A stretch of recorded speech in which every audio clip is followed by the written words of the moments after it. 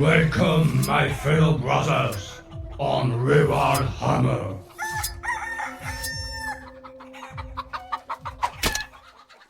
Et salut à tous les amis, salut à tous et bienvenue sur Ruralammer, le podcast du Wargame à l'ancienne. Non, c'est pas comme ça que je le dis habituellement, pardonnez-moi, je suis quelque peu rouillé. Le podcast était un peu en état de mort clinique ces dernières semaines et pour la plupart d'entre vous, vous savez pourquoi. Du coup, on va reprendre tranquillement le rythme des émissions normales. Cependant, j'ai dû repartir de zéro sur tout ça. D'habitude, j'ai toujours des petits scripts de près sous le coude, des émissions à peu près préparées dans mon calepin. Cette fois, je redémarre de zéro. Il faut que je reprenne tout.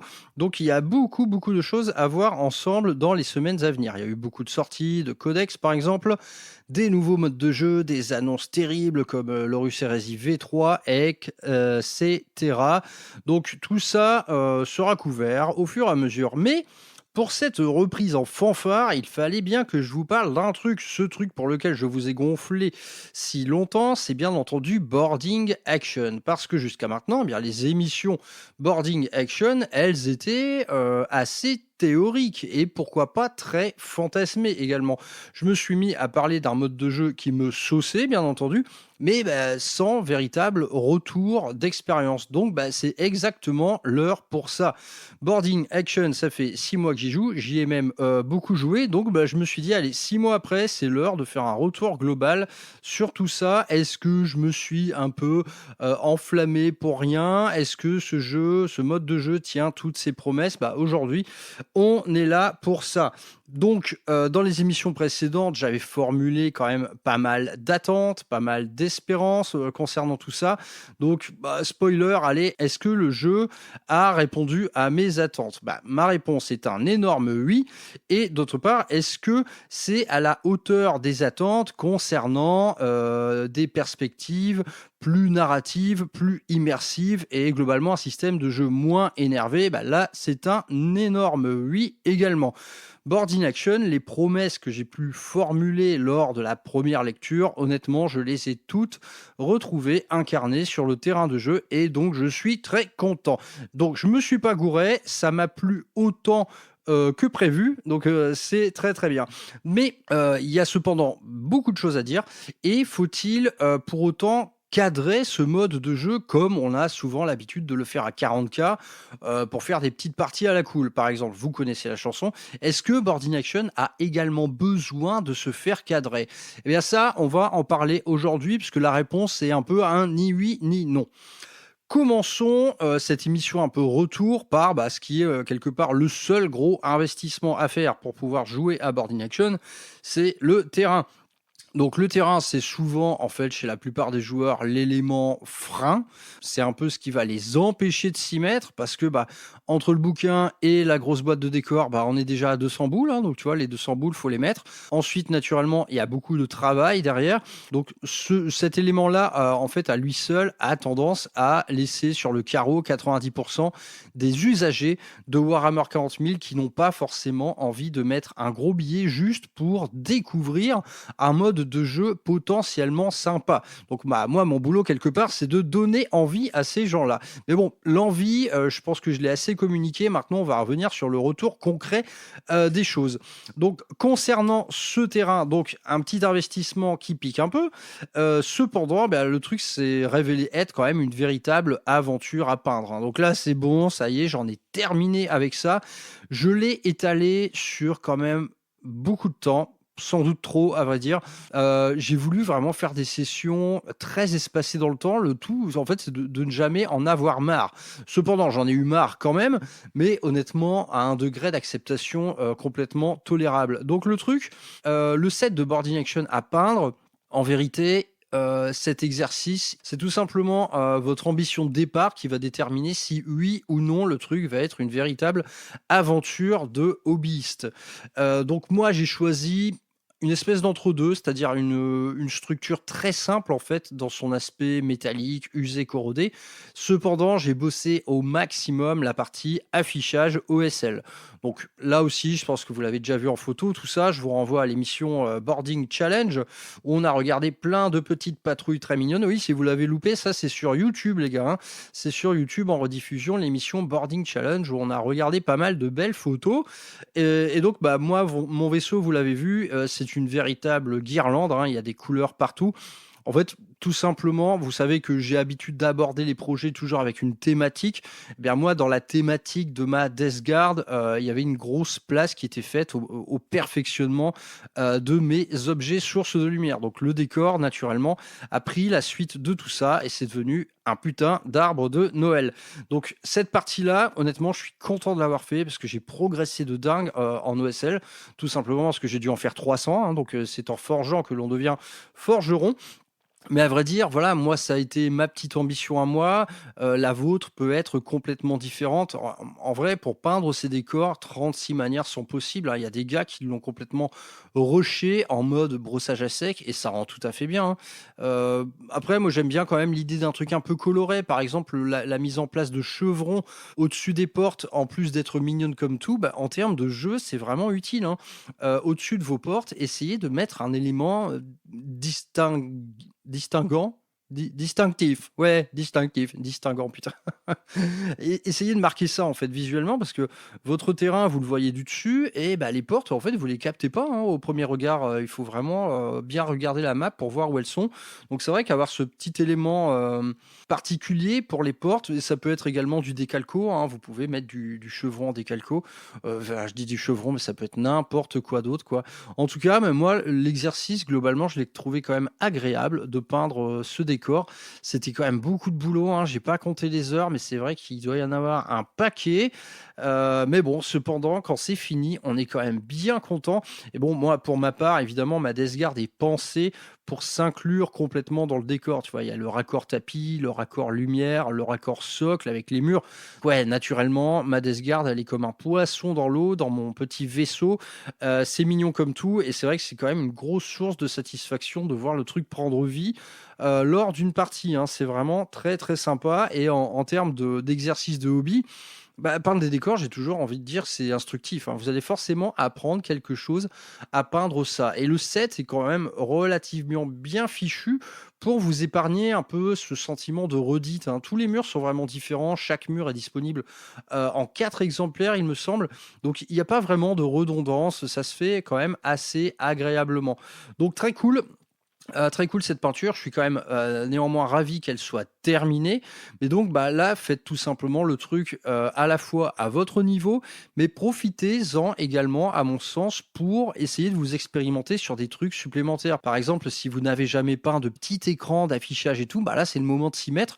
Et j'ai envie de dire, si vous vous merdez, c'est pas bien grave, on est sur du décor quoi. Donc ce décor, ce set de décor, si vous ne l'avez pas encore peint, n'hésitez pas à demander des tuyaux sur le Discord. Honnêtement, sur le Discord, il y en a beaucoup de types différents, hein.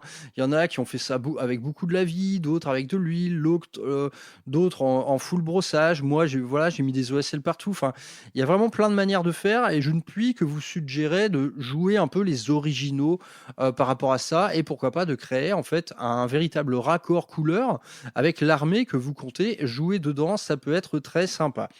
Et donc, concernant les alternatives qui sont principalement incarnées en France par les produits de chez Fabricators Lair, j'en ai croisé.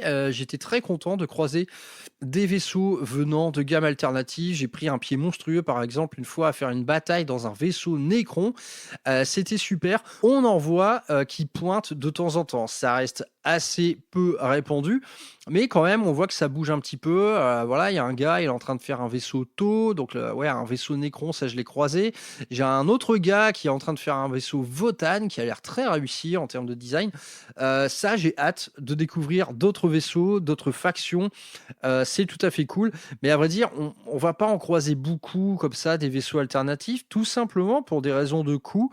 À vrai dire, même quand on fait appel à du print 3D, etc., la quantité quantité de matos, elle est telle que au final, en fait, on est quasiment au prix Game Workshop, quoi.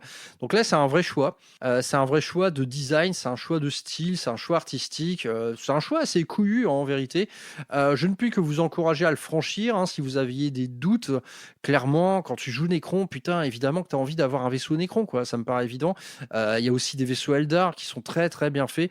Mais bon, en tout cas, il y a tellement de pièces, donc ça pèse lourd. Donc si vous voulez pas de la résine de merde, si vous voulez du PLA de bonne qualité, bien printé par des professionnels, vous vous en retirez pour à peu près le même prix que chez Game Workshop. J'en ai bien peur. Donc là, voilà, c'est un vrai choix. En tout cas, ces gammes-là, pour en avoir vu du coup quelques-unes en vrai, c'est un vrai plaisir, hein. On n'est jamais sur le même niveau de détail que le kit de Game Workshop, mais putain, ça change tellement, c'est vraiment, vraiment cool, quoi. Et là, à peindre, si je prends par exemple le modèle Eldar, à peindre, c'est du kiff, hein. Surtout si vous avez un aéro. Là, c'est vraiment du kiff. Un petit coup d'aéro, un petit panel liner là dans les creux, c'est relativement simple à peindre, hein. C'est pas Byzance, quoi. Donc, assez cool. J'espère voir la chose fleurir de plus en plus pour multiplier tout simplement les théâtres d'affrontement, parce que c'est vrai que vraiment globalement, on va jouer toujours sur le même set. Même si les gens font des efforts pour lui donner des couleurs différentes à ce set, on reste quand même toujours dans le même jus, quoi. Bon, parlons maintenant un petit peu ouais, de sans doute ce qui va fâcher un peu. On va parler du suivi du jeu par l'éditeur. Donc, vous vous en doutez, ce suivi, il est absolument nul. C'est le néant intégral, en fait, depuis la sortie du bouquin. Il n'y a pas eu la moindre fac, mais bon, ça veut dire aussi que le livre est suffisamment bien écrit pour ne subir aucune fac, aucune modification, etc. Donc, très bien. Mais ce qu'on aurait vraiment adoré, c'est tout simplement l'application. Dans l'application, quand vous choisissez votre format d'armée, là, 1000, 2000, etc., on aurait bien aimé avoir le format Combat Patrol qui regroupe du coup, enfin qui pourrait vous proposer les datasheets, mais uniquement les datasheets auxquels vous auriez droit quand vous construisez une patrouille d'abordage. Vous ne pouvez pas prendre n'importe qui dans le codex. Suivant le thème de votre détachement, vous n'aurez droit qu'à certains types de datasheets. Donc on aurait vraiment bien aimé, monsieur l'éditeur, à avoir une appli avec juste ça. C'était pas la mer à boire, vous ne l'avez pas fait. Alors l'inclusion des détachements, etc., je n'en parle même pas. Faut pas rêver. Mais c'est vrai que le simple fait de mettre un petit outil de list building, ça aurait quand même été cool, hein. C'est un mode de jeu officiel et il n'est pas dans l'appli officielle. Donc là, gros point noir, c'est vraiment chiant. C'est vraiment chiant. Néanmoins, ça ne m'a jamais empêché de faire du list building ni de jouer, hein, faut pas déconner. De toute manière, globalement, vous allez vite vous en apercevoir. À Boarding Action, on va jouer un peu la débrouille.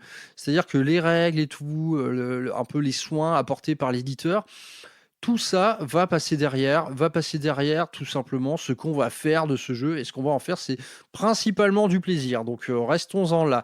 Mais en tout cas, quand même, un gros, gros point noir. Et il y a une grosse question qui a pointé au fil des parties. C'est comment on joue au juste? Est-ce qu'on joue en index ou en codex? Bref, que faire?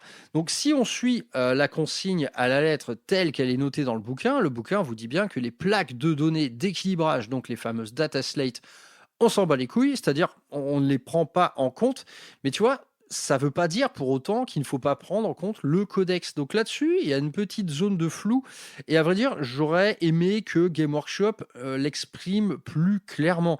Si Game Workshop avait dit vous avez eu un index en début de V10, c'est cet index qui va servir de moteur de jeu à Boarding Action, eh bien très clair, ouais, ok, très bien, faisons comme ça, l'ami. Cependant, il ne l'a pas exprimé comme ça, et du coup, moult fois, j'ai rencontré des joueurs et tout, ils me disaient, attends, moi je joue avec les datasheets de mon index, enfin de mon codex quand même, quoi, ça me paraît normal, et blablabla, c'est mon codex, mes datasheets, elles sont comme ça. Mais cependant, dans les codex, il y a des réécritures, et elles sont vraiment légion en V10, bien plus qu'en V9, j'ai encore l'impression. Donc là, on se dit, attends. Du coup, comment on fait? Moi, admettons, je joue en index. Toi, tu vas jouer en codex, mais dont les règles ont été quelque part modifiées plus tard pour un peu rééquilibrer le taux de win rate en tournoi. Tu te dis, wow, Ah, là, ça devient puant, quoi. Non pas parce que voilà, quelqu'un va être plus fort que l'autre ou quoi, non, parce que ça crée une vraie confusion en termes de jeu. C'est comme si on jouait à deux versions différentes du même jeu. Donc, il faut tirer ça au clair, quoi. Donc, moi, ce que je vous conseille, tout simplement, bah, c'est de suivre la consigne de Game Workshop à la lettre, même si elle n'a pas été formulée le plus clairement. C'est tout simplement de jouer full index. En gros, d'un index au codex, qu'est-ce qui change? Bah, c'est les règles de détachement, mais on s'en fout parce qu'en fait elles sont dans le bouquin Boarding Action. Et d'autre part, les datasheets en général, du passage index-codex, elles n'ont pas changé des caisses. Après, une fois le codex sorti, il y a eu beaucoup de datasheets qui ont changé en cours de route. Donc là, si tu veux, ça donne presque droit à 3 versions de la même datasheet. L'index, le codex et plus tard bah, le codex modifié, parce qu'il y en a eu vraiment un paquet. Donc, plutôt que de se prendre la tête avec tout ça, si on met tout le monde en index, c'est-à-dire la version datasheet des index, eh ben, c'est très bien. C'est très bien. Honnêtement, à l'époque, il y avait eu très peu de trous dans la raquette et surtout concernant l'infanterie. Dans les index V10 qui étaient sortis tous du même coup, il y avait eu des gros trucs qui allaient pas, mais en général, ça concernait eh bien, des gros véhicules, des gros formats, des trucs comme ça. On se souvient des chevaliers Eldar, par exemple. Mais du côté de l'infanterie, honnêtement, c'était un monde assez paisible. Et ce monde, en fait, il a que peu changé suite au passage en codex. Donc, c'est mon avis personnel, c'est même mon conseil que je vous donnerais pour éviter en fait toute forme de galère tout simplement en jouant à Boarding Action, bah, c'est de jouer en full index. Mais vous me direz, mais attends, cet index, je ne l'ai plus, il est sorti il y a plus de 2 ans et tout. Bah, moi, je les ai tous. Grâce à mon ami Champêtre qui m'a envoyé ça il n'y a pas longtemps, j'ai l'intégrale du jeu en index, l'intégrale des datasheets en index, et bah, c'est très bien comme ça. Donc si vous avez des besoins particuliers en termes d'index, demandez sur le Discord, honnêtement, on est plusieurs à avoir la totale, on vous les filera bien volontiers. Autre petit problème potentiel, eh bien, c'est l'apparition de nouvelles unités dans le jeu. Parce qu'évidemment, si on s'amuse à jouer full index, eh bien, on a raté quand même quelques nouveautés. Je pense par exemple au Scout Space Marine ou au Tempestus Aquilon. Ceux qui volent en gros. Putain merde, j'ai plus le nom exact. Bref, il y a eu quand même quelques nouveautés en termes d'unités qui ont popé depuis. Et bien là, à ce moment-là, bah, j'ai envie de dire, faites jouer votre bon sens. Par exemple, à l'époque de la rédaction du bouquin Boarding Action, les Scouts Space Marine n'existaient pas.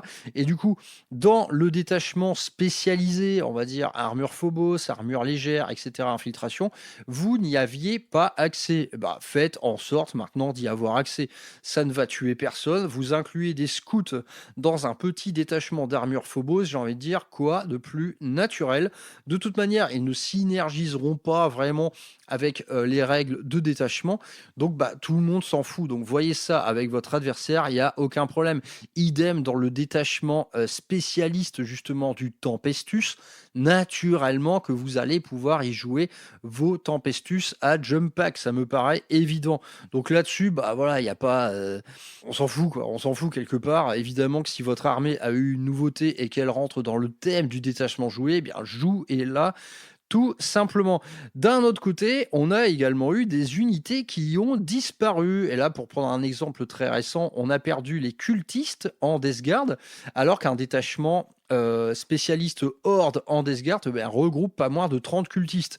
Bah là, idem, en fait, c'est pas bien grave. Tant pis, je continue à les jouer. Probablement que cette datasheet passera en mode légende. Bah ouais, ok, il n'y a rien qui m'empêche de la jouer, cette unité.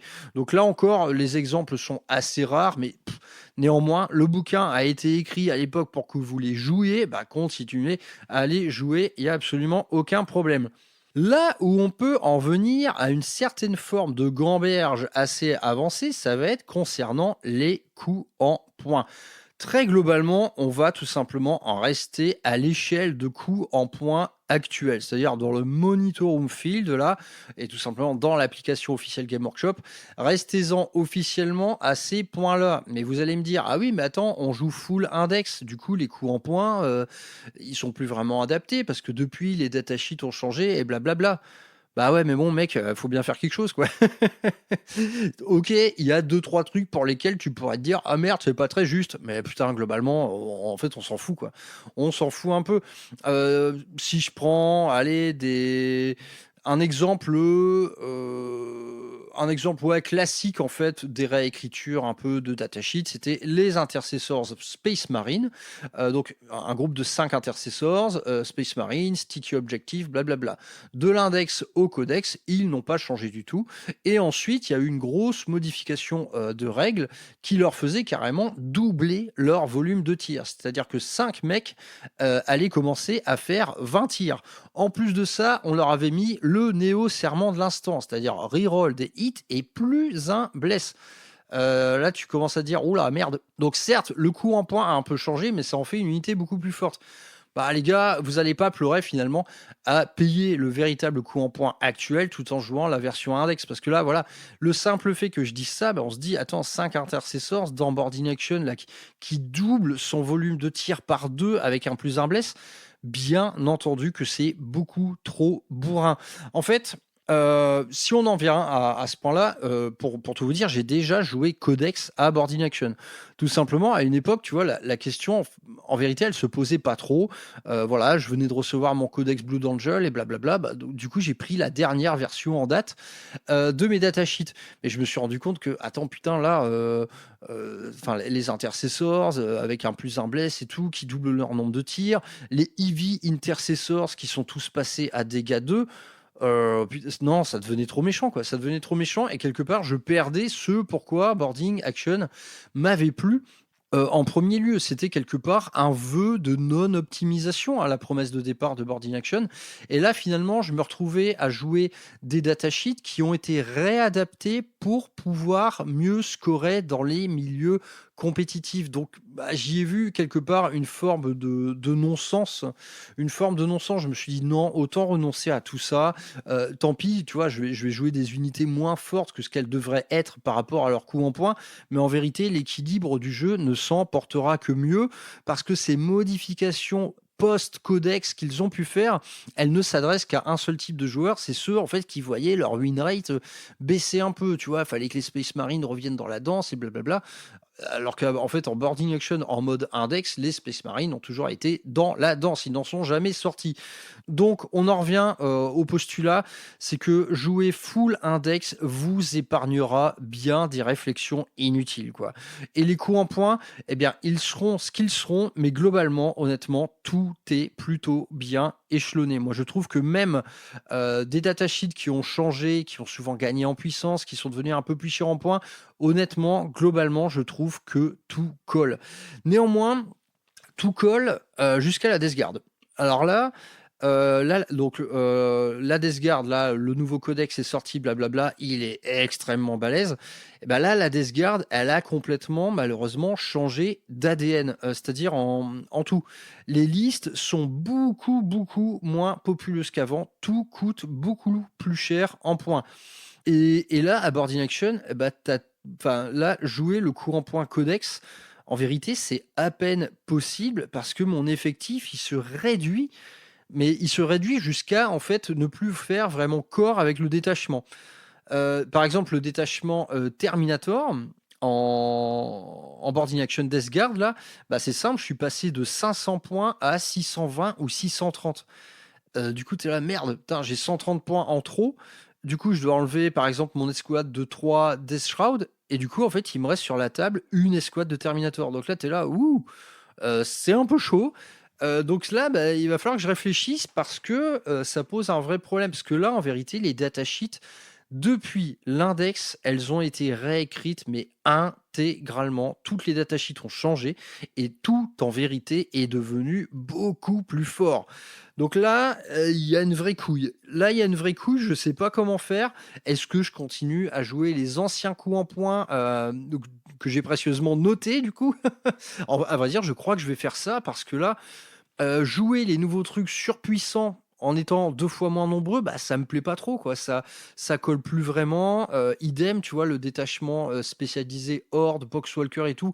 J'ai perdu beaucoup de choses, mais par contre, ils m'ont donné le mot-clé infiltration sur les Pox, mais j'en ai même pas envie en vérité, quoi. Là, ce nouveau codex, putain, il colle pas avec Boarding Action, c'est vraiment chiant. Donc là, je sais pas comment faire. Mais donc, vous voyez, il y a quand même des points assez nébuleux sur la manière de jouer. Mais globalement, dans 90% des cas, jouer full index vous épargnera bien finalement des problèmes. Je pense que tout le monde sera d'accord pour faire ça. Globalement, les datasheets, il n'y a pas un écart de puissance délirant entre l'index et le codex. Par contre, bah, les modifications qu'ils ont pu faire a posteriori, là, bah, parfois, il y a des trucs qui coincent un petit peu. Et carrément, là, une sortie codex, donc une véritable sortie codex qui la coince vraiment parce que l'ADN de l'armée a changé. C'est devenu une armée d'élite beaucoup moins nombreuse, beaucoup plus puissante, ce qui n'était pas forcément le cas en index. Donc là, je sais pas trop quoi faire. Donc j'ai tout noté sur des papiers, mes différentes patrouilles avec les anciens coups en point et tout, et à mon avis, je continuerai à jouer en index avec ces coups en point là. Tant pis, c'est un peu bancal. J'aurais préféré que les nouveaux coups en point soient moins différents, mais là, en vérité, ils n'ont véritablement plus rien à voir. Donc ça, c'est encore de réflexion. Je ne sais pas encore trop comment je vais faire. Mais bon, vous l'aurez compris, côté Boarding Action, on est quand même dans une forme de débrouille, quoi. Le suivi de l'éditeur est nul, il n'y a rien. Donc bah, c'est à nous de nous démerder. Et du coup, bah, on rencontre quand même quelques petits cas qui coincent. Et en tout cas, si vous voulez absolument jouer Codex, c'est-à-dire avec les dernières versions de vos datasheets, eh bien, en vrai, c'est pas non plus... Enfin, c'est no big deal, en fait. Moi, je l'ai fait plusieurs fois, donc que ce soit en Space Marine, donc en Raven Guard, en Custo, en Blue Angel. Honnêtement, j'ai joué avec les datasheets Codex et tout, donc c'est-à-dire même avec les trucs qui ont été un peu EP depuis, par exemple, voilà, les Intercessors et tout, bah, en vrai, j'ai jamais eu de problème d'équilibrage délirant. Il y avait jamais de... Il n'y avait jamais de problème en vrai. Donc, quelque part, moi je vous recommande de jouer full index, mais si vous voulez absolument jouer avec vos dernières datasheets en date, bah, allez-y, honnêtement, ça changera pas le monde. C'est une certitude. Cependant, bah, si vous jouez ce jeu-là, vous allez croiser quelques non-sens dans le bouquin. Par exemple, dans le détachement Terminator Space Marine, la règle de détachement, c'est que le serment de l'instant est amélioré avec un plus un bless. Donc tu dis, ah merde, attends là, en fait je joue Codex, du coup ça je l'ai déjà. Donc bah quelque part ma règle de détachement elle ne compte plus. Tu vois, ça c'est un peu dommage. C'est un peu dommage. Tandis que quand tu pars du matériau index, là ça fait une vraie différence. T'es là, ah ouais merde, là ok, là mes Terminator ils chient quoi. Donc voilà. Ma recommandation, c'est full index. Honnêtement, on réfléchit beaucoup moins, on joue beaucoup plus vite. Et à propos de jeu, bah voilà, il est temps de parler un petit peu des règles. Alors, les règles, comment ça s'est passé, l'apprentissage, la mise en place, etc. Eh ben, ça s'est passé de la manière la plus limpide possible.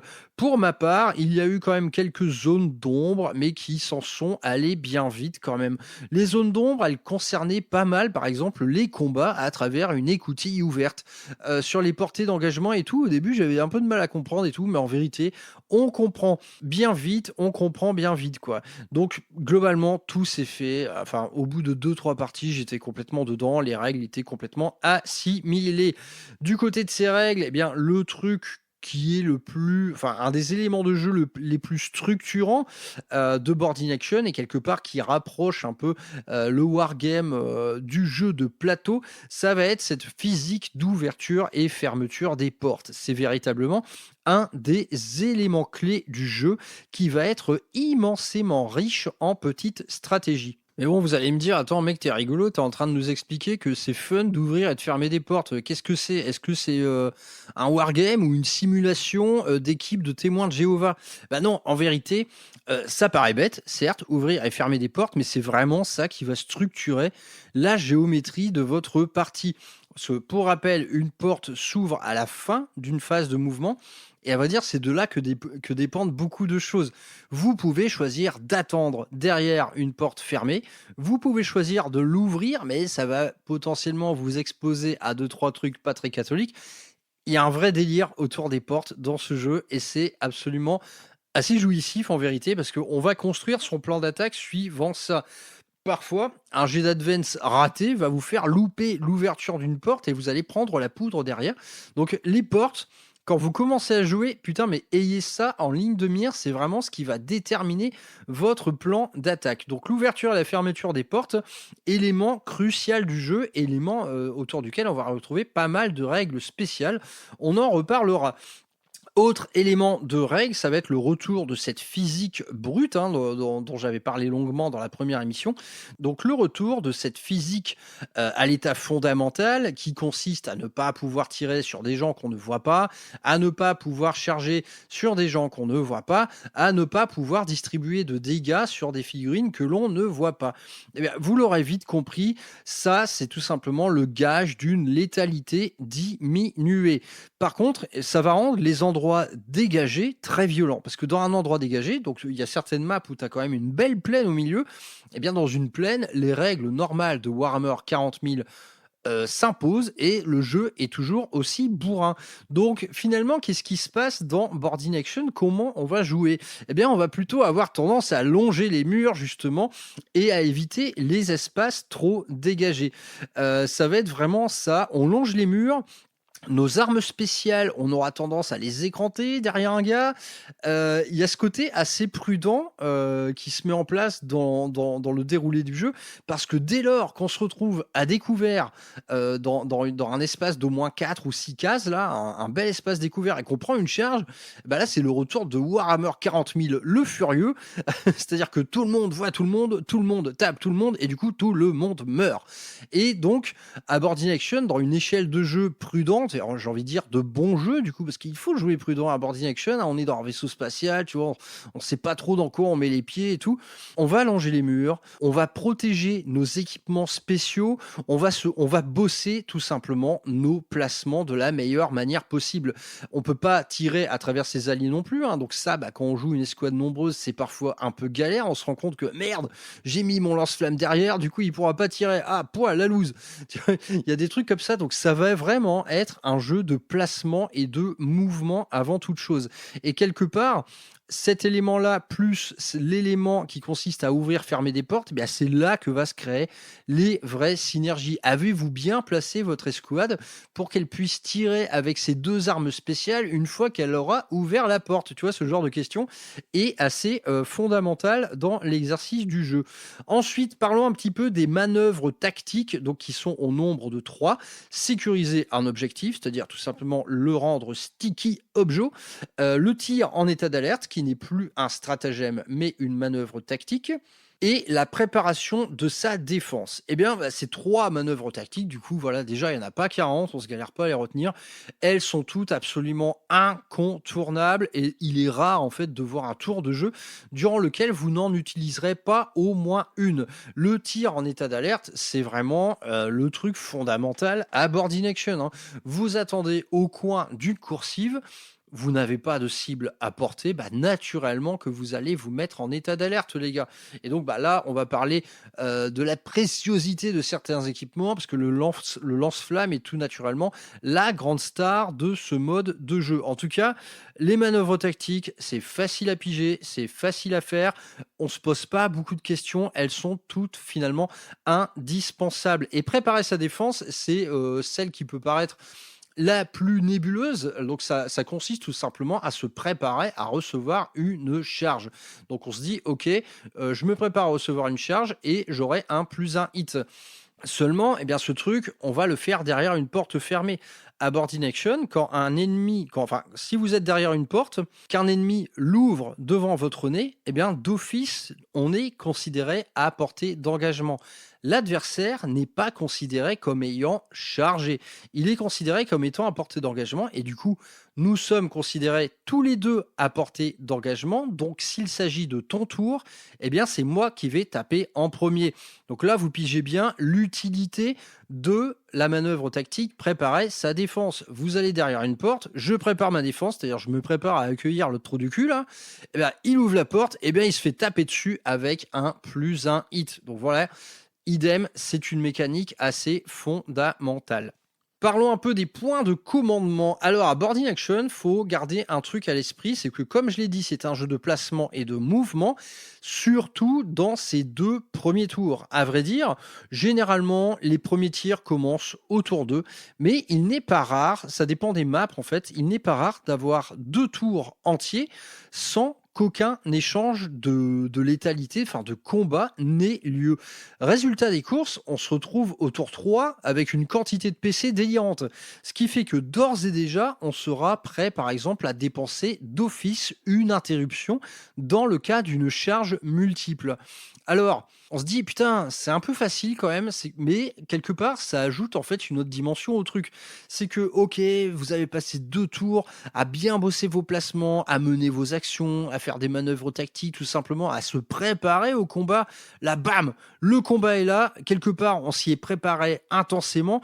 Et bah, quelque part, quoi de plus normal que de pouvoir jouer une interruption comme ça au tour 3 parce qu'on s'est préparé à cette rencontre, quoi.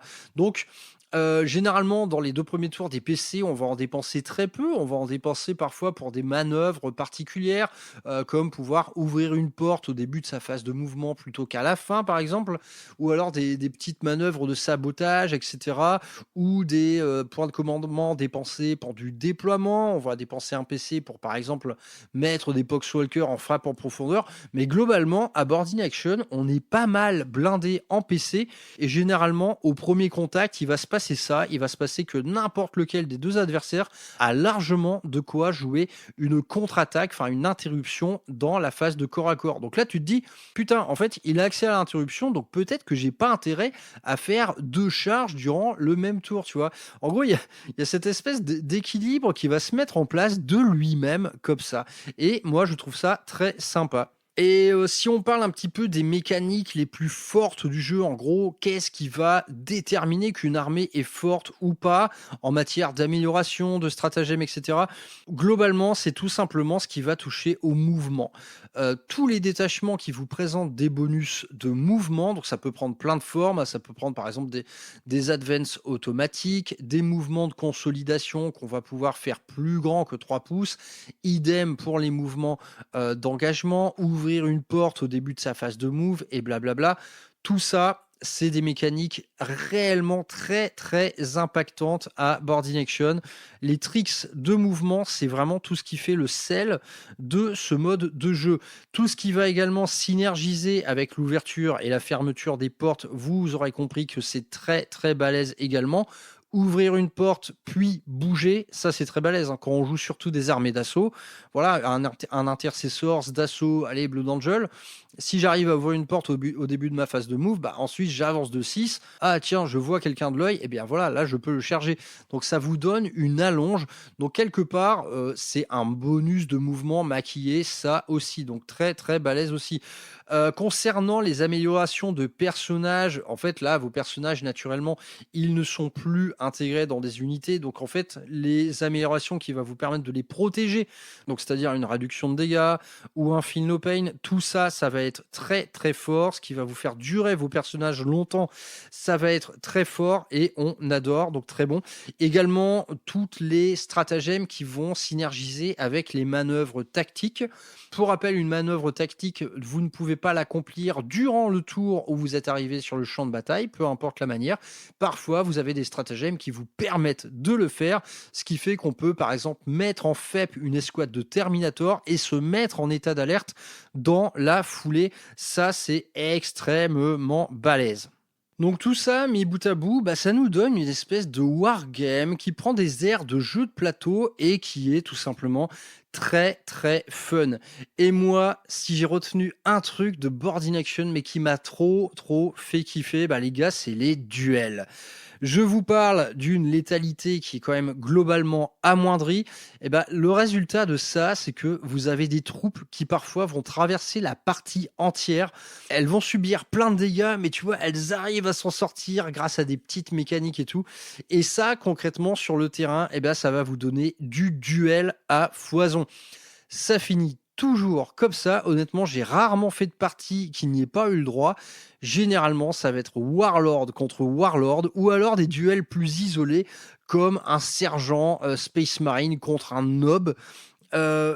Du duel, il y en aura. Parfois, on a des unités très diminuées. Il ne reste plus qu'une figurine dans chaque unité. Elles vont se battre jusqu'à la mort. Et là, c'est dans ces moments-là que ça devient vraiment fun parce que, comme je l'ai dit, en général, vous aurez beaucoup de PC parce que tout simplement, on en accumule trop durant les 2 premiers tours du jeu. Bah là, c'est à ce moment-là qu'on va les fumer, quoi. Parce que tu vois, ton sergent Space Marine, t'as pas du tout envie qu'il meure.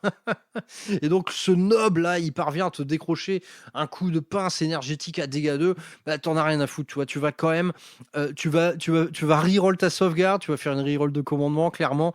Ensuite, si tu le sens vraiment pas, tu vas claquer un Feel No Pain à 5. En gros, parfois, il y a des duels durant une phase de corps à corps, on va dépenser 2, voire 3 PC pour un seul et même personnage, tellement on a envie qu'il survive, quoi. Et il y en a un paquet. Honnêtement, des chefs contre chefs, j'en ai fait plein. Un des derniers en date, c'était un Lord de la Contagion contre un Seigneur Scorpec. Ah, je vous raconte pas ce combat de brute, hein. Et ces combats, ils durent, hein. Ils peuvent durer 3 tours. Honnêtement, ça se joue toujours au dernier PV près. Et dans Board in Action, on a ça tout le temps. Quelque part, tu te dis, putain, mais pourquoi on a du mal à retrouver ça à 40 000 tu vois, ce 1 contre 1 quoi, qui va durer 3 tours. À vrai dire, c'était le cas, hein. Par exemple, les gars qui jouent à Horus Heresy, ils vous le diront, ça finit souvent en duel, quoi. Et bah, là, on retrouve ça, et franchement, tant mieux, c'est vraiment cool. C'est à la faute de plusieurs critères, c'est à la faute d'une létalité qui est quand même volontairement calmée.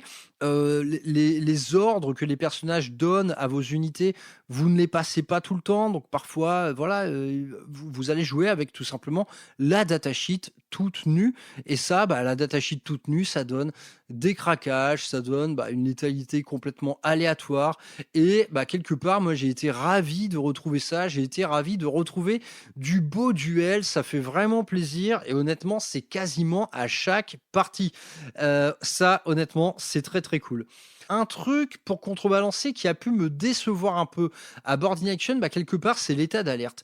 Donc l'état d'alerte, il est très structurant dans le jeu, on s'en sert tout le temps, mais parfois, à vrai dire, ça donne de véritables impasses. Voilà, d'un côté du mur, la porte est fermée, j'ai des agresseurs avec lance-flamme, ils se postent derrière la porte, ils se mettent en état d'alerte, et l'ennemi ose pas rentrer. Donc là, tu dis, merde. En gros, il est possible de faire durer la partie jusqu'au 5e tour comme ça. Il y a le mec qui reste derrière en état d'alerte, il bouge pas, il veut se mettre en état d'alerte, il veut absolument faire du barbecue. Et l'autre, il ose pas y aller parce que tu vois, il a des cultistes, il va se faire brûler le cul. Ça m'est arrivé, allez, peut-être 2-3 fois, de me retrouver, par exemple, dans un coin de la map, hein, pas sur toute la map naturellement, dans un coin de la map, à se retrouver sur une véritable forme d'impasse comme ça. Tu dis merde, de l'autre côté, il y a un lance-flamme, il va état d'alerter. Moi, si je rentre là-dedans, je suis mort. Mais en fait, faut y aller. Faut y aller quand même. Au bout d'un moment, l'adversaire comme vous se rendra compte que cette situation est un peu naze, et du coup l'un de vous deux franchira le pas. Donc soit l'agresseur va défoncer la porte et faire du barbecue cette fois dans le feu de l'action, soit c'est vous qui arriverez avec vos cultistes, vous allez traverser le mur de flammes et dépenser un petit stratagème pour vous garantir un Feel No Pain pour essayer de vous en sortir avec le moins de dégâts possible. Il y a parfois une vraie impasse comme ça qui se met en place sur la map à cause du tir en état d'alerte. Le tir en état d'alerte, il est accessible facilement, il ne coûte aucun PC, donc on a envie de l'utiliser souvent, et parfois on l'utilise de manière à quelque part paralyser un morceau du vaisseau, quoi. Dans ce morceau-là, tu sais qu'il va pas se passer grand-chose pendant un tour ou deux parce que on est dans une situation d'impasse. Si tu vas, tu meurs, et si j'y vais, je meurs. Tu vois, ça peut arriver. Honnêtement, ça peut arriver. Donc ça, c'est avec l'expérience. Maintenant, j'essaie d'éviter ça, en fait. Par exemple, je joue souvent des Infernus.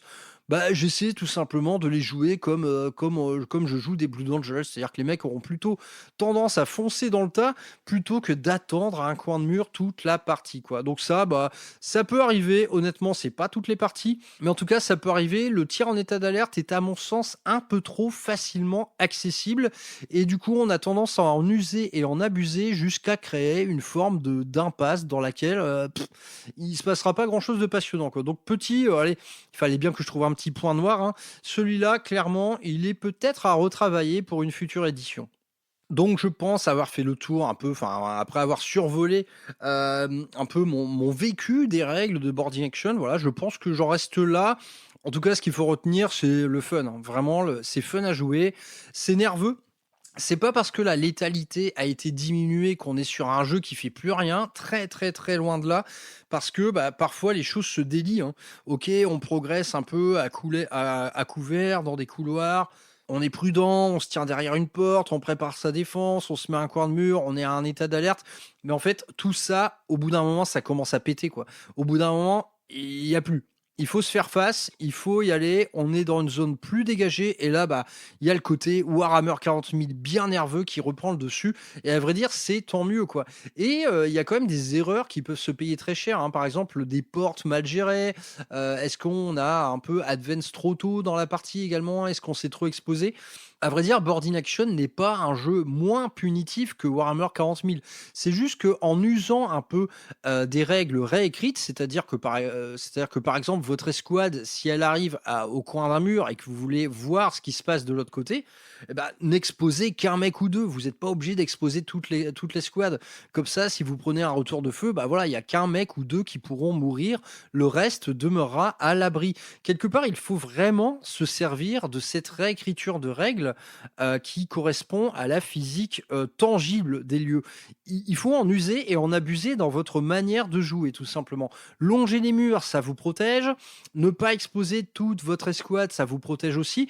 Une fois qu'on a bien intégré ça, naturellement, on évite en fait les pertes tragiques, quoi. Tu sais, les fameuses escouades que tu te fais voler en un seul coup à Boarding Action, ça va plutôt tendance à être rare. Ça arrive quand même, hein, parce que parfois, tu te prends une charge de Terminator dans la gueule, voilà, hein, tu te fais quand même bien bolosser, mais globalement, on perd vraiment ce côté, tu sais, raz-de-marée, quoi. Ça arrivera jamais que tu perdes 2 escouades lors du même tour, c'est vraiment même rarissime, je pense. Donc ça, moi j'ai accueilli ça vraiment voilà, j'étais content, hein. J'étais content de retrouver cette vraie physique du jeu qui implique des pertes réduites et tout. Enfin voilà, ça m'a plu de ouf tout ça. Bon, venons-en maintenant à l'autre élément clé de Boarding Action, ce sont les missions et les scénarios. Donc c'est ça véritablement qui va dicter votre manière de jouer. Bon, je vais pas revenir sur l'intégralité, on en avait déjà parlé dans la review du bouquin, donc la toute première émission qui s'appelait La révélation Boarding Action, hein, il me semble. Donc bref, ces missions et ces scénarios, j'en ai fait beaucoup. Donc j'ai fait toute la partie jeu symétrique, j'ai fait également la partie jeu asymétrique et j'ai également fait toute la partie jeu narratif. Donc là, je vais pas compter, ça fait combien de missions? Ça doit faire quand même une bonne trentaine, hein, je pense. De toute manière, à vue de nez, je pense que j'ai dû faire ça en volume de jeu. J'ai dû faire une trentaine, quarantaine maximum de parties. Mais en tout cas, j'ai quand même bien tout couvert et je vais vous le dire, j'ai jamais été déçu, hein. J'ai jamais été déçu, même les missions symétriques que je prenais souvent pour faire des initiations, par exemple. Ok, la mécanique de scoring, elle est con comme tout, c'est le truc le plus facile du monde. Par contre, en fait, chacune de ces petites missions symétriques, elle part quand même d'un contexte. À chaque fois, vous avez le petit contexte, le texte de l'or et quand même une architecture de vaisseau qui change fondamentalement d'une map à l'autre. Donc à chaque fois, c'est quand même une mini-aventure, hein, ce truc. Dans les missions symétriques, il y a quand même des trucs réellement impactants en termes d'événements de jeu, hein. Si je prends les missions, par exemple, le brèche dans la coque, ou centre de contrôle, ou le fourneau, là, où on se bat dans une espèce de fourneau, mais tout ça, c'est mortel, hein. Fuite de radiation, pareil, hein, où on commence à avoir un vaisseau qui pète de partout et qui vous fait des dégâts. Honnêtement, les missions symétriques, donc qui sont les plus simples, en vrai, elles sont déjà complètement immersives, hein, ces missions. Concernant les missions asymétriques, là, c'est un bonheur parce que, comme son nom l'indique, là, on n'est pas sur du jeu égal. On va généralement finir avec des scores, c'est 90-0 ou 45 partout, tu vois. On est sur ce genre d'esprit-là, on est un peu dans l'esprit des scénarios qu'on retrouve dans les White Dwarf, hein. Donc là, on est sur quelque chose d'encore plus narratif et de complètement tripant. Là, on a un objectif clair et net, il faut le remplir. C'est généralement dans ce cadre de mission-là, dans les missions asymétriques, qu'on va pouvoir le plus s'amuser avec les match-up. Quand vous lisez une mission, là, généralement, ça implique un match-up, quoi. Un truc du genre Horde contre Terminator, ou alors truc d'élite contre truc d'élite, ou alors Horde dégénéré contre Horde dégénéré, ou tout simplement un détachement très polyvalent qui va faire face à un détachement de spécialistes, tu vois. Là, vraiment, la lecture de la mission, généralement, elle va impliquer l'affrontement de rêves que vous voudriez quelque part y voir. Donc ça, je vous renvoie à l'émission qu'on avait fait avec Xavier, un rêve d'abordage, où on est complètement dans cet esprit-là, quoi. On va vraiment bosser ces match-up avec en choisissant une mission qui leur va comme un gant. Et là, c'est là que l'exercice du jeu, il est tout à fait super, quoi. Et si j'en viens aux missions narratives, cette fois, donc là, on est vraiment dans une espèce de storytelling qui est vraiment très, très chouette. Bon, là, c'est vraiment super bien, quoi. C'est vraiment super bien. On a tellement de missions chouettes, quoi. L'érosion empyréenne, où tu as carrément des pans de murs qui disparaissent. À chaque fois, on a la petite mise en contexte. On a vraiment le petit texte de lore qui va bien. Idem, mur dans le néant, quand on part à l'assaut d'un vaisseau maudit qui a des comportements complètement aléatoires. Mais putain, qu'est-ce que c'est fun, quoi. Qu'est-ce que c'est fun, quoi. À un moment, voilà, hein, vous entendez un démon chuchoter dans votre oreille. Vous faites un jet de dés. Toutes les portes du vaisseau s'ouvrent en même temps. Mais putain, à partir de là, c'est... Ah Là, dans l'émission, il y a des trucs, mais qui vont complètement repolariser une bataille, hein. Celui qui était en position dominante, il va se retrouver dans un état terrible. Il y a des renversements de situation dans tous les sens. Et honnêtement, bah là, encore une fois, hein, je l'avais salué à l'époque, mais encore une fois, moi, je salue vraiment le travail d'écriture qui a été fait là-dessus, hein, sur ces missions asymétriques et narratives surtout. C'est que du kiff. Honnêtement, j'en ai pas joué une seule qui m'ait déçu, hein, vraiment pas, quoi. Donc, globalement, tout est super. J'ai quand même, au fil des parties, trouvé 2-3 trucs à redire. Par exemple, les événements qui se déclenchent sur du 2+. Alors ça, c'est vraiment con. Parfois, voilà, vous avez des trucs, voilà, il faut prendre position sur un centre de commande. Si vous faites cette action-là, ça va vous permettre d'ouvrir 2 portes en même temps de votre choix dans le vaisseau spatial sur un 2+. Et ben voilà, mais moi j'ai déjà rencontré des adversaires qui m'ont fait 3-1 à la suite. Donc là, tu dis merde, putain, mais à cause de ce jet de dés pourri, quelque part, on s'est fait priver du fun de la bataille, quoi. Tu vois, techniquement, j'aurais pu me retrouver dans la merde avec ces ouvertures de portes et tout, mais c'est ce qu'on avait envie de voir et tout. Donc là, bah, moi, j'ai raturé un peu le bouquin à 3-4 passages. Honnêtement, il y avait des missions comme ça. T'as une troupe sur un objectif bien défini, elle doit faire quelque chose. En vérité, je vois pas pourquoi j'aurais un jet de dés à faire, quoi. Ma troupe y est, elle est sur le centre de commande là, bah ok, j'ouvre les portes, tu vois. Je vais pas jeter le dé. Donc honnêtement, j'en ai pas croisé beaucoup d'émissions comme ça, peut-être 3 ou 4. Mais ça, je me suis dit non, le côté aléatoire gogol, où en plus c'est le genre de dé que tu peux même pas relancer. Bah ça, j'en veux pas, parce que moi j'ai envie que la bataille il se passe plein de trucs. Donc tu vois, le craquage de dés qui te prive du petit bonheur d'un scénario, c'est quand même très cruel. Donc ça, je préfère tout simplement l'ignorer. Il y a eu d'autres problèmes aussi potentiels liés aux zones de déploiement. Et ça, c'est une des dernières parties que j'ai faites avec Monsieur Chabat et ses orques. On jouait la mission où on doit sauver des mecs en prison, quoi. Bah là, sans trop, à vrai dire, ni le faire exprès, ni le vouloir réellement, j'ai fait un jet d'advance de porc dès le tour 1 avec une escouade de Poxwalkers, tant et si bien que j'ai pu faire une charge T1 sur une unité à lui qui était encore dans sa zone de déploiement. Donc naturellement, une charge de Pox, ça fait pas vraiment peur. Mais le truc, c'est que j'étais sur sa zone de déploiement. Du coup, bah, il n'a pas pu se redéployer là. Et du coup, on est resté 2 ou 3 tours là engagé au corps à corps et il n'a pas pu se déployer là. Donc il avait plus qu'une zone de déploiement, ce qui l'a mené directement à une défaite parce qu'il ne pouvait pas faire venir assez de monde. Donc là, je crois que c'est un trou dans la raquette en termes d'écriture de mission, mais putain, bon, les mecs, ils peuvent pas ils peuvent pas non plus penser à tout, mais en tout cas, essayez d'éviter d'aller sur les zones de déploiement ennemies au début de la bataille. À vrai dire, vous allez rater votre partie, et j'étais assez déçu, moi, ce genre-là, c'était un peu dommage. Et donc, bah, s'il fallait résumer, c'est que voilà, il y a une richesse de fou Il y a une énorme saveur, surtout dès lors qu'on joue avec un match-up qui est vraiment adapté à la mission choisie. Bref, c'est que du kiff et clairement cette partie mission scénario, c'est vraiment la grosse réussite du mode de jeu Boarding Action, entre tout en fait, les adaptations de règles sont super, les missions et les scénarios sont super et pour, la dernière partie dont je vais parler, donc les détachements, bah, c'est tout aussi super les gars. Honnêtement, on se régale avec ces détachements car tout y est mais tellement thématique, hein.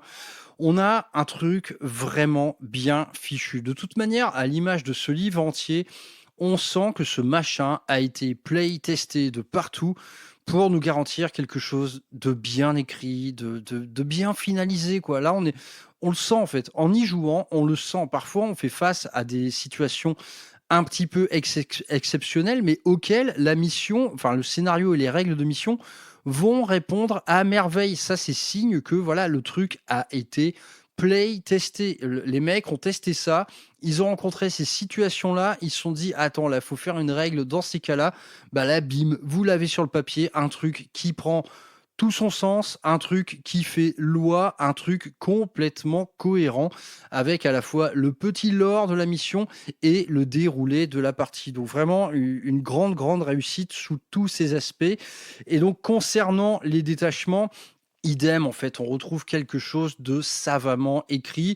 Quand on va jouer, par exemple, un détachement qui est entièrement composé d'unités vraiment impactantes. Par exemple, si je prends le détachement qui regroupe un maximum d'unités destroyer Necron, donc là, autant te dire que des Ophidiens ou des Scorpec dans des coursifs de vaisseaux, bah, t'as un peu la crotte au cul, hein, c'est des fous dangereux, les gars. Bah là, clairement, on aura un détachement qui a des règles adaptées à ça. C'est-à-dire des trucs qui vont pas t'apporter un truc de fou parce que la datasheet à elle seule suffit à être grandement menaçante.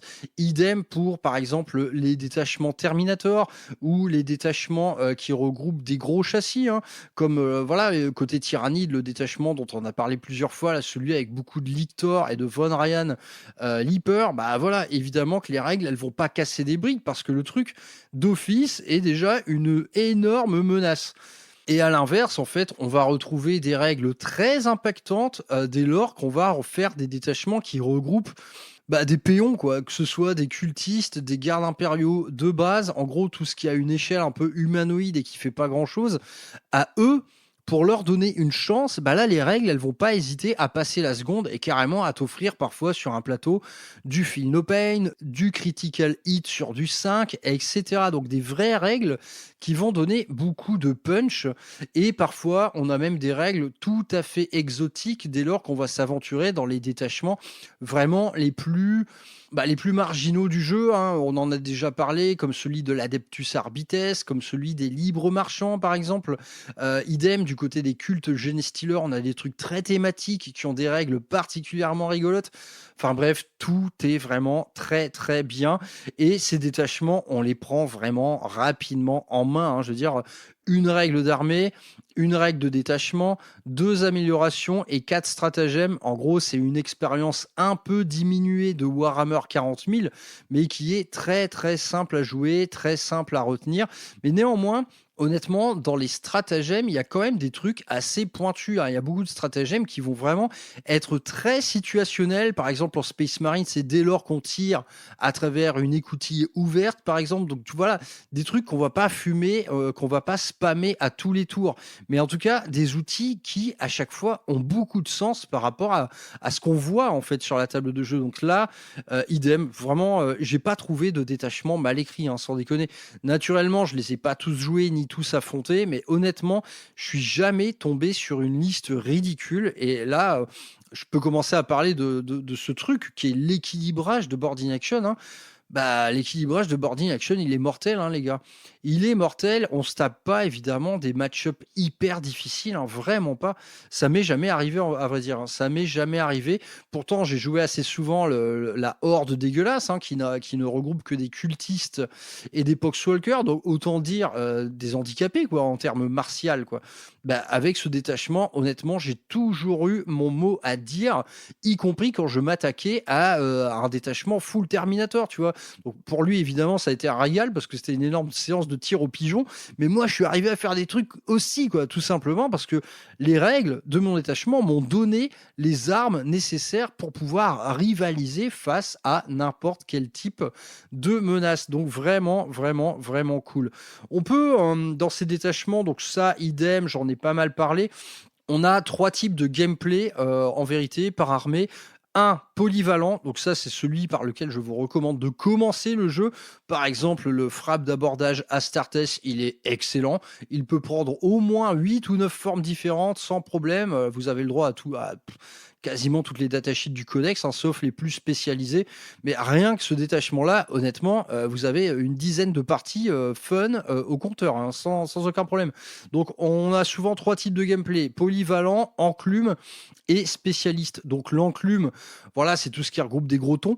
Donc typiquement, hein, une liste Terminator, ça va être 2 escouades de 5 Terminator et 2 personnages, comme un Chaplain et un Librarian par exemple. Et ensuite, la dernière catégorie, le spécialiste. Donc le spécialiste, il peut prendre plusieurs formes. Par exemple, une horde, ou alors une frappe d'élite, comme les armures Phobos en Astartes, ou alors quelque chose de beaucoup plus excentrique, de beaucoup moins martial dans l'âme, comme le détachement des libres marchands. Donc, là-dessus, en fait, idem, c'est vous lisez la mission et vous vous dites: ah putain, mais qu'est-ce que j'aimerais voir en fait se dérouler dans cette mission-là, quoi. Généralement, ça saute aux yeux. Généralement, ça saute aux yeux, quoi. Après, honnêtement, pour vous familiariser avec les règles, le détachement polyvalent est toujours la meilleure manière d'essayer. En vrai, c'est pas le plus facile à jouer, mais c'est celui qui va vous donner le plus de possibilités, le plus de monde sur la map, bien souvent, mais également des affrontements. Bah, là, disons que ça cadre vraiment avec les missions symétriques telles qu'ils les ont écrites. Les détachements polyvalents, ils s'expriment super bien dans toutes les missions symétriques. Mais dès lors qu'on va commencer à aller dans les asymétriques ou dans les narratifs, c'est là qu'on va avoir envie de faire péter les détachements vraiment spécialistes, quoi. Là, c'est là que ça va vraiment être cool. Donc ça, bah, c'est à l'appréciation de chacun et ça dépend naturellement également des figurines que vous avez à disposition. Mais en tout cas, n'hésitez jamais à varier les plaisirs. Et quand vous lisez une mission et que vous voyez vraiment l'affrontement de rêve s'y dérouler, bah, cet affrontement de rêve, n'hésitez pas à le jouer surtout. Donc les détachements, là, c'est vraiment banco. On peut avoir une sensation de trop peu pour certaines factions. Honnêtement, il y a des factions qui sont vraiment gâtées pourries, d'autres moins. Les orques n'ont que 3 détachements. Les Astartes aussi, hein. Les Astartes aussi, quand on voit la place qu'ils prennent dans Warhammer 40 000, là on se dit putain, 3 détachements, c'est un petit peu léger. On aurait aimé par exemple un détachement full armure Gravis. Mais après, quand tu as joué le jeu des détachements par chapitre, évidemment, c'est plus compliqué parce que là, ça aurait pris trop de place dans le bouquin. En tout cas, on a largement de quoi faire quand même. Moi, honnêtement, les 3 détachements Space Marine, je m'amuse comme un petit fou avec. Idem, les 3 détachements Death Guard, franchement, je les ai fumés, quoi. J'ai joué beaucoup la Death Guard à Boarding Action. Énorme plaisir de jeu, hein, cette faction-là. Bref, tout est vraiment bien, tout est vraiment bien. Mais c'est vrai que le détachement le plus polyvalent représente souvent le plus efficace en termes de jeu. Parce qu'il y a quelque chose de nouveau à Boarding Action, c'est que vous ne pouvez pas tirer à travers les unités ennemies. Donc quand vous avez du monde sur table, ça veut dire que vous avez beaucoup de cordons. Ça veut dire que vos personnages seuls seront vraiment bien protégés. Et quand je prends par exemple un détachement typique polyvalent comme celui de la Death Guard, eh bien, j'ai un rideau de Poxwalkers, derrière j'ai des Plagues Marines et encore derrière j'ai un gros ton, par exemple un Lord of Contagion, quoi. Là en fait, cette arborescence-là de troupes telles qu'on les expose sur le champ de bataille, elle est optimale parce que vous faites un rideau de Pox, le mec peut pas cibler vos plagues attendent derrière en contre-close. C'est très balèze, hein, les plagues marines. Et encore derrière en contre-close, bonus. Et si les choses tournent mal, j'ai un gros QG qui fait vraiment bobo et qui a une hache de 3 mètres de haut. Donc Voilà, j'ai envie de dire, les détachements polyvalents comme ça qui regroupent quelque part tous les types de châssis de Warhammer 40 000, donc c'est-à-dire les petits mecs de rien du tout, ensuite les Astartes et ensuite les gros balèzes. Bah là, c'est vraiment pour moi en fait une forme de détachement optimisé parce que ça va être très fort parce qu'il y a beaucoup de cordons. Donc il y a pas mal, toutes les armées vous offrent en fait ce détachement-là polyvalent dans lequel vous retrouverez vraiment tout. Hein. Idem les tyrannides, on met un rideau de gaunt.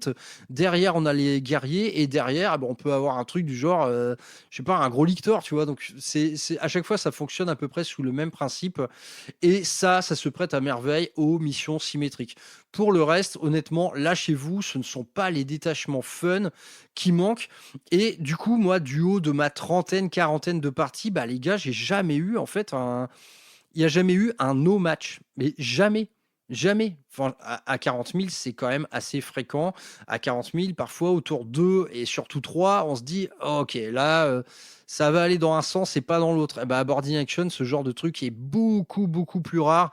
Ça m'est peut-être arrivé 2, voire 3 fois maximum d'avoir une partie où on se disait ah là, putain, c'est plié. Le truc dont je vous parlais, là où je suis allé sur une zone de déploiement adverse sans trop faire exprès. Là, clairement, je l'ai mis dans la merde dès le début, c'était plié. Mais en tout cas, c'est rarissime. Hein. C'est rarissime. Donc là encore, ça fait beaucoup de bien. Ça fait du bien à mon jeu. Tout est narratif là-dedans. Vraiment, tout est narratif. Il suffit de lire la petite mission. Tu lis le détachement. Ils sont tous très thématiques, les détachements. D'office, on est dans un cadre où le truc va raconter une histoire où quelque part, la compétition passe derrière absolument tout le reste. Donc vraiment parfait, hein, expérience de jeu, moi j'adore. J'adore, je suis honnêtement très loin de m'être lassé de tout ça. Du coup, parlons un petit peu de la suite des événements. Donc, naturellement, au sein de Rural Hammer, je continuerai assez souvent, je pense, à parler des détachements à Boarding Action. Donc, que ce soit dans les Faction Focus, dans les C'est notre projet ou dans, de temps en temps, en émission de chat ou voire peinture, etc. Je pense que les projets Boarding Action demeureront une composante essentielle de mes petites émissions. Je vais continuer quand même à encourager les gens à jouer à ça, tout simplement parce que c'est trop bien. C'est trop bien. Et surtout, voilà, on en a déjà parlé, ça aussi, mais ça s'incarne dans des petits projets, pas trop chers, sympa à peindre, plus vite construit, plus vite joué, plus vite. Voilà, tout va plus vite en fait à Boarding Action. Un petit projet Boarding Action, c'est souvent un beau mois de travail et après, c'est parti, on joue avec des détachements très bien écrits. Et pour la suite du jeu, parce que vous l'aurez noté, mais je n'ai pas parlé de tout, et le bouquin, là, du haut de mes 6 mois de jeu, j'en ai à peine fait la moitié. Il est vraiment énorme, hein, ce bouquin. Et donc, qu'est-ce qu'il me reste à faire? Il me reste à faire les parties multijoueurs. Je n'en ai fait qu'une, honnêtement.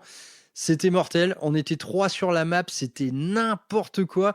Là, on retrouve le jeu fun. Vraiment, les missions, là, multijoueurs, elles mettent vraiment de côté. Il y a toujours le petit cadre narratif, le petit texte de lore. Ça, on s'en éloigne jamais. Mais par contre, sur table, ça donne quoi? Ça donne un...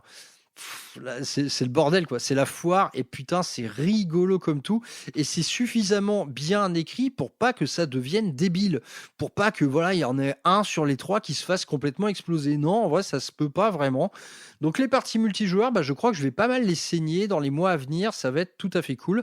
Ensuite, il me reste la campagne du Lion à faire. Donc là, il faut que je trouve un adversaire au long cours. Hein. Je pense que, à mon avis, le truc, ça va se finir en une espèce de semaine de vacances où on va se faire la campagne en une semaine ou quelque chose comme ça.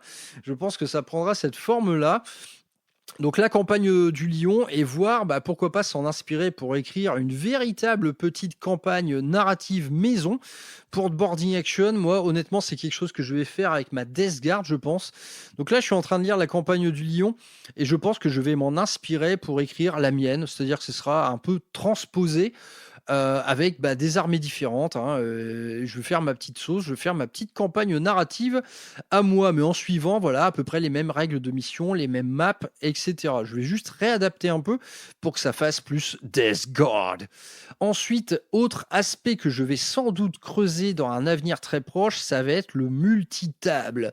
J'ai appelé ça comme ça. En gros, je pense, inclure des éléments boarding action dans des tables classiques de Warhammer 40 000. Donc là, à vrai dire, il y a 2 options.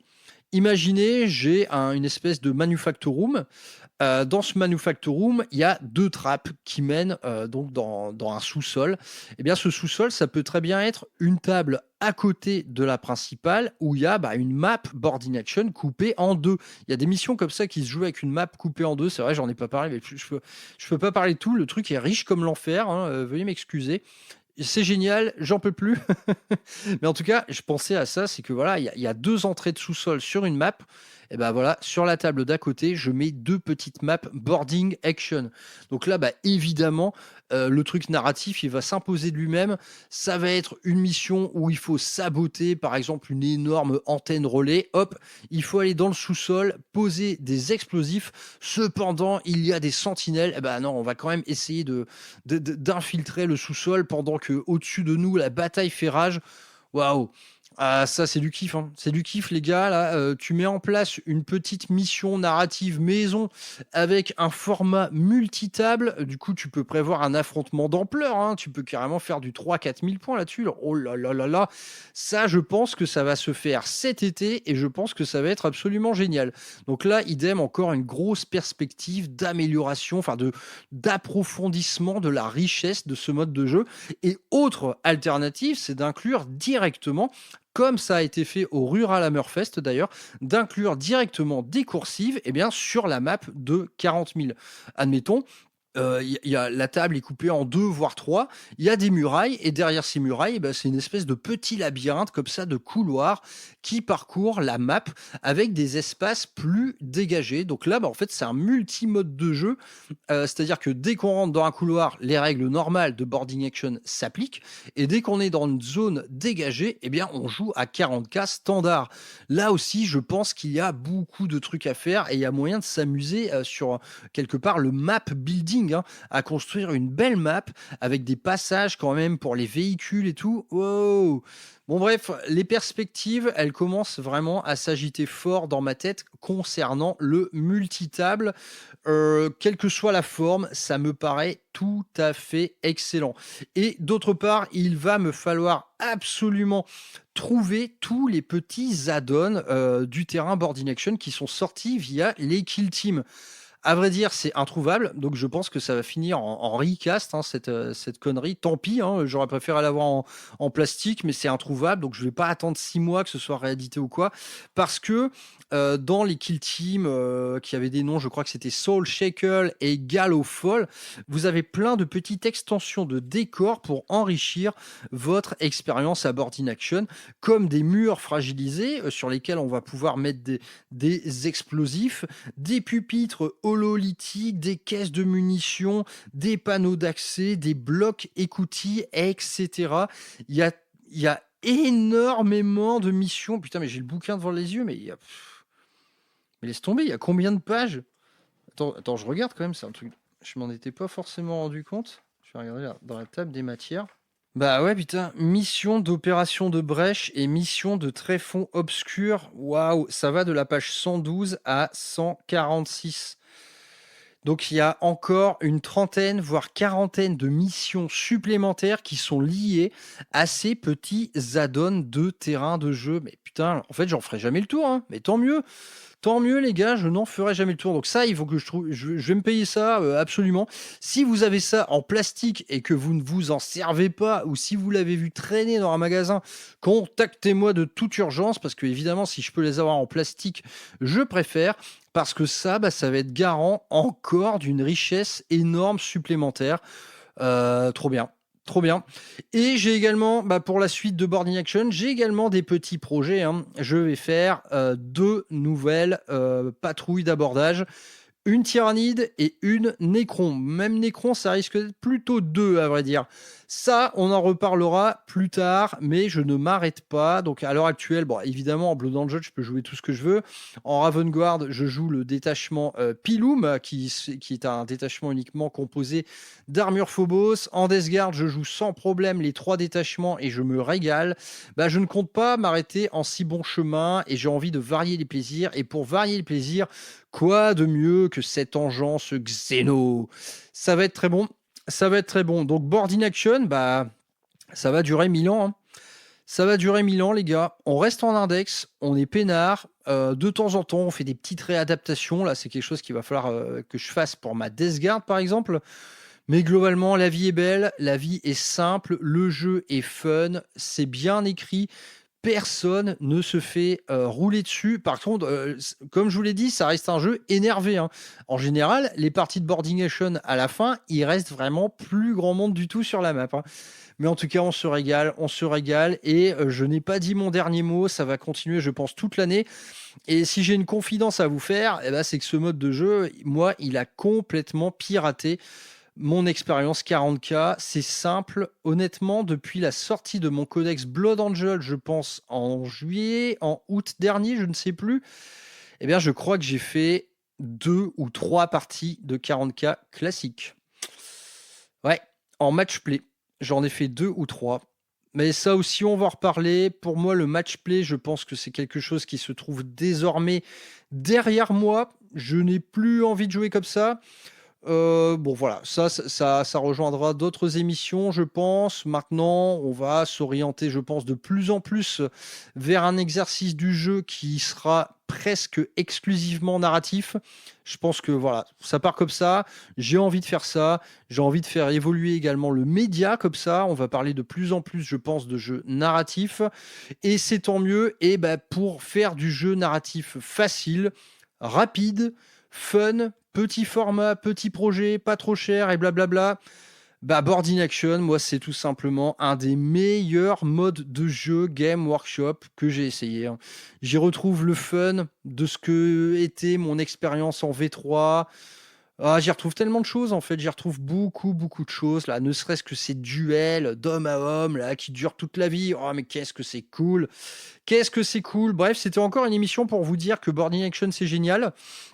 En tout cas, dans les attentes que moi j'ai pu formuler à l'époque, honnêtement, aucune d'entre elles n'a été déçue. Et les quelques petites épines dans le pied que j'ai pu avoir, honnêtement, elles s'oublient mais excessivement vite par rapport à la qualité du travail qui a été fait par l'éditeur concernant ce joli bouquin à la couverture souple. Bon, bref, Boarding Action, je pense que dans l'émission qui vous explique le jeu et blablabla. On va s'arrêter là. Maintenant, je pense que c'est acquis. J'espère que de plus en plus d'entre vous s'y mettront. Et ben, pour ma part, je vais continuer gentiment ma route. Et je vous dis à très bientôt pour la suite des événements sur Rural Hammer. J'ai écrit pas mal d'émissions. Il y a pas mal de trucs qui sont dans les blocs. On va parler de plus en plus de jeux narratifs. Pourquoi pas même vous aider à organiser du jeu narratif? Ouais. Ça va prendre cette voie-là, les gars. Ça va prendre celle du jeu narratif. Et on va oublier un petit peu tout le reste. On a envie de faire du beau et des belles histoires. Et pour ça, Boarding Action, c'est un candidat très sérieux. Je vous laisse tranquille, les gars, parce que je suis capable d'en parler des heures. Et je vous dis à très vite sur les ondes et sur le Discord, sur l'Insta Brother Maxou Painting. Venez retrouver la communauté rurale, la communauté du jeu beau et du jeu sympa. À plus tard, les amis. Ciao.